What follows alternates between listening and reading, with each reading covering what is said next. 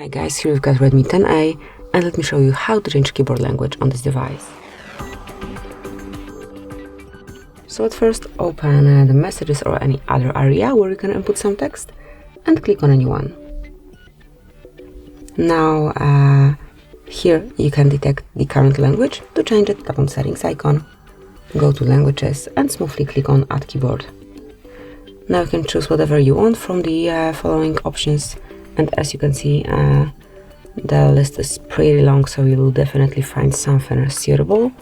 Just pick the language that you would like to apply, tap on done.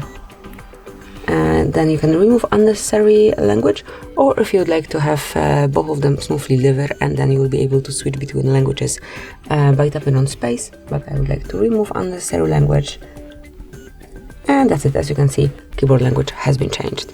So that will be all. This is it. Thank you for watching. Please subscribe our channel and leave the thumbs up.